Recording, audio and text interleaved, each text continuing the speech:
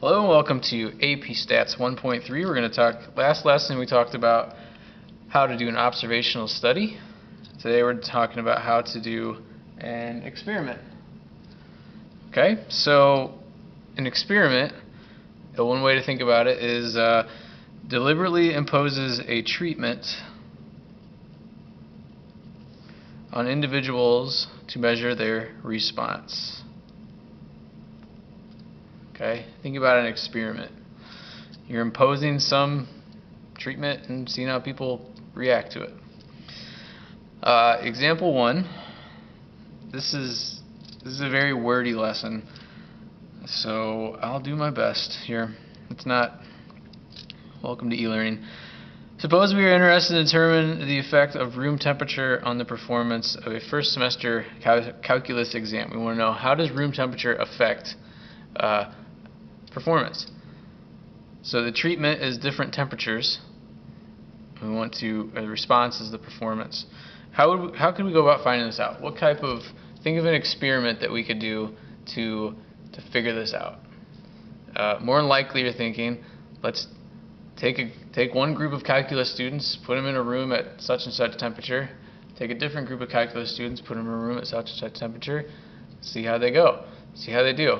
And that's pretty much what we're going to do, with some intricacies involved. So here we go. First of all, the variables. In math class, typically you have independent and dependent variables. So similar in stats, we're going to look at independent and dependent variables. They got different names. What variable will we measure? The performance is called the response variable. Response variable. All right. Another way to think about that, that's like the dependent variable. If we were like in a calc class or something, that would be like your dependent variable. It's what's going to happen. How is A affecting B? Okay, it'd be like B. The response variable, a variable that is not controlled by the experimenter. Okay, so in this calculus example, the experimenter can't control the performance. What it can control is the temperature. So the temperature is called the explanatory variable. It's explaining the performance. Okay, explain the room temperature. It's called the explanatory variable. Explanatory variable. That's like the independent variable. It's a thing that you can control. The explanatory variables are also called factors. What factors go into performance on a calc exam? Perhaps temperature is a factor that affects temperature. Alright, moving on down. So we got response variable, explanatory variable, also known as factors.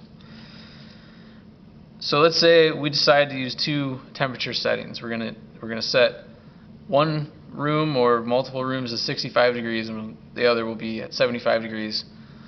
And what these are called, the experimental condition, is any particular combination of the explanatory variables, also called our treatments. Okay, so an experiment deliberately imposes some treatment. The treatment is any combination of the explanatory variables. So for us, the treatment is 65 degrees and 75 degrees. One group's going to get 65, treatment A. One group is going to get 75, treatment B, we'll say. How many treatments would our experiment have? So in our experiment with the two temperatures, we have two treatments, the two temperature settings. Okay, so those are our two treatments being imposed. To keep going down the line, we've got response variable, explanatory variable, factor, treatment, experimental condition. We've got all kinds of vocabulary words now. Alright, so let's say for this experiment there are 10 sections of first semester calculus at a certain school. It's a really big school, okay? They got 10 sections of calculus. And they've agreed to participate in the study. On who or what will we impose the treatment? The 10 sections of calculus. They're getting the treatment. Now some will get the 65-degree treatment, some will get a 75-degree treatment. These 10 sections of calculus are the experimental units. It's the smallest unit to which a treatment is applied. Okay, so that will be each calculus class. Experimental unit is one calculus class. Should the instructors of these sections be allowed to select which room temperature that their sections are assigned? Should the instructors decide which class gets which temperature? And we're going to say no. Instead, what we're going to do is we're going to randomly assign classes to the different treatments. We're going to randomly assign classes to different treatments. And by doing that, that eliminates the instructor as what's called a confounding variable.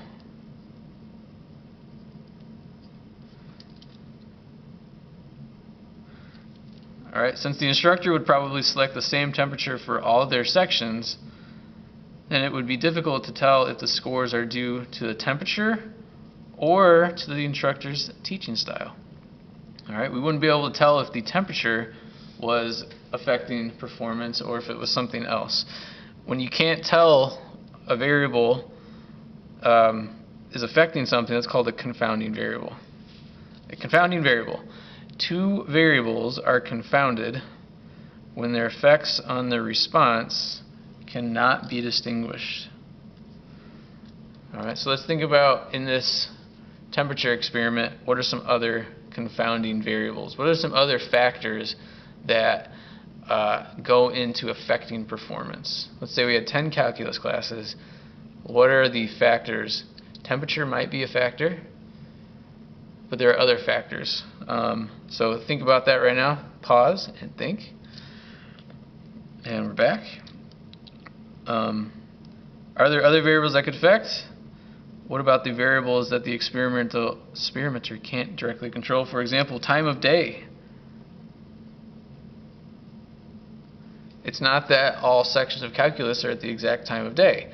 So time of day might affect performance. That's a factor that goes into performance. The instructor affects performance because one instructor is not going to teach 10 calculus classes in a day. The textbook used could be a confounding variable, a factor, and ability level.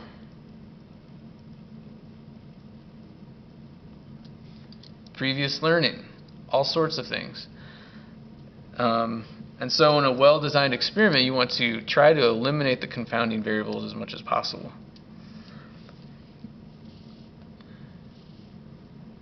Alright, next. What can be done to avoid confounding results and avoid using confounding variables? Well, we need to design, we need to have a well-designed experiment. First thing we can do, it's called a single comparative experiment. The goal of a single comparative experiment is to determine the effects of the treatment on the response variable. To do this, you must, number one, consider all potential sources of variability. Variability in the response and eliminate them, or two, ensure that they produce chance-like variability.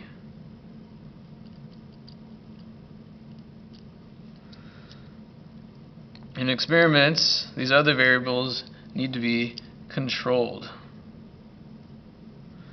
Okay, so it's okay to to have like textbook as a variable, but in order to control this, you need to have each class have the same textbook. So it's a potential confounding variable, but controlling it means you give each class the same textbook. Or they all have the same ability level. Or they all have the same instructor somehow. I don't know. Or that it's all the same time of day. Like, that would be controlling the experiment. Direct control is holding the other variables constant so that their effects are not confounded with those in the experimental conditions. Another way to control a variable is to block. And we'll talk about that in a little bit. You block by that variable. For example, since the experimenter cannot control who the instructors are potentially confounding. We use each instructor as his or her own block. I'm sorry, I'm stumbling my words. Then sections of each instructor will be randomly assigned to the two treatments. So in the next page here, we're talking about a randomized block experiment. So we'll get to that in just a little bit. Alright, moving on. Where am I? What about other variables that we cannot control directly or that we don't even think about? So maybe there's other variables here that you thought about that I didn't think about. What do we do with those? Well, the goal is, what we can do is do random assignment. By randomly assigning sections to different treatments, hopefully that takes care of any variables that we can't think about. Should we evenly spread? Okay. We expect these variables to affect all the experimental groups in the same way. By doing random assignment, by randomly assigning section 1 to treatment A and then section 2 to treatment B and randomly assigning, that will take care of our confounding variables that we haven't thought about. To randomly assign the 10 sections of first semester calculus to two treatment groups, we would first number the classes 1 to 10. We decide to do a simple random sample for a random assignment. Alright, so basically I'm just performing a simple random sample. Place the numbers 1 to 10 on identical slips of paper, and if we're describing an experiment, which could happen on an AP free response question, you have to lay out an experiment. You need identical slips of paper, put them in a hat, mix well, randomly select 5 numbers from a hat. Those will be the sections that have the room temperature 65. The remaining will have room temperature 75. So there's a well-designed experiment.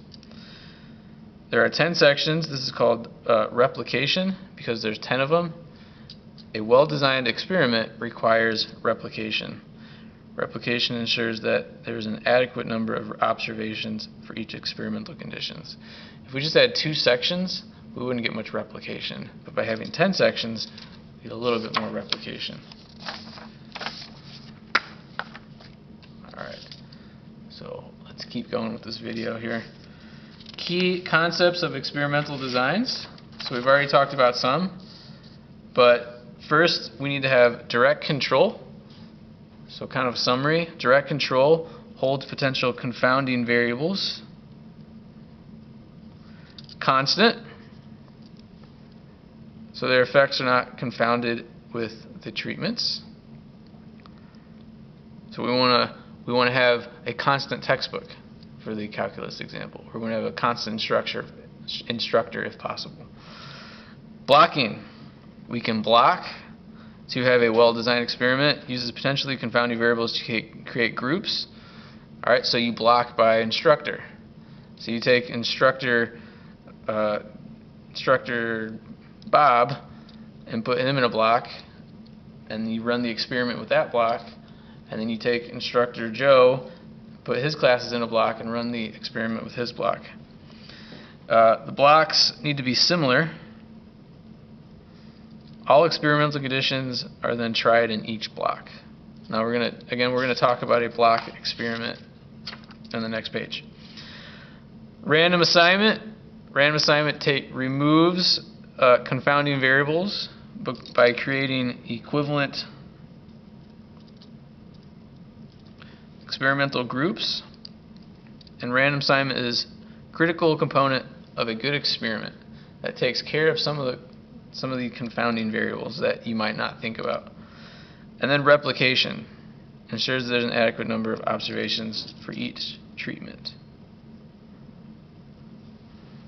Alright, in statistics, you get some kind of subjective stuff. So what does adequate mean? What is an adequate number of observations? It's an interesting question. Would it be adequate to compare 2 calculus classes? What about 4 calculus classes? What about 6? Where does adequacy come into the picture? And it's a little subjective, actually. It's something you have to deal with in calculus, or in statistics, that you don't necessarily deal with in calculus. And there's quite a few more of these things, too, that we'll talk about. Let's see, where am I? Alright, what to do with potentially confounding variables. We talked about this before. So you could block, you could do direct control, potentially confounding variables, direct control, and blocking. Potentially confounding variables that are not known or not incorporated, you take care of with random assignment. Alright, so there's like a little summary of everything so far. So now let's get into the types of experimental design. Types of experimental design. Let's see here. First type of experimental design is called completely randomized design. An experiment in which experimental units are randomly assigned to treatments. It's called a completely randomized experiment. So, here's the experiment. You get your experimental units, like the calculus classes. You randomly assign some of these sections of calculus to treatment A, which would be like 65 degrees. You randomly assign some of the calculus classes, the remaining calculus classes, to treatment B, which would be like 75 degrees. You measure the response for 65 degrees. You measure the response for 75 degrees performance. And then you compare the performance of the 2 treatment groups. So this is a randomized design, completely randomized design. Here's an example. So what I'm going to let you do is just pause the video and you can read through this example. In fact, I'm just going to stop. No, I'll go to the next page. Alright, the next thing is called a randomized block designing. And you want to use this when you have a potentially confounding variable that you know about. Alright, an experiment incorporates blocking by dividing the experimental units into homogeneous blocks. We've used that word before. That means the same.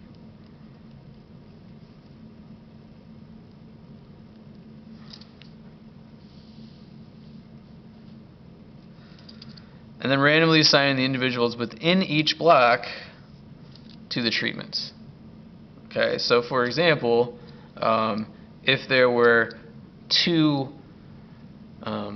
instructors for our calculus classes, you'd split them up. So you'd put instructor Bob's classes here and instructor Joe's classes here, and then you'd run the experiment and then compare the results.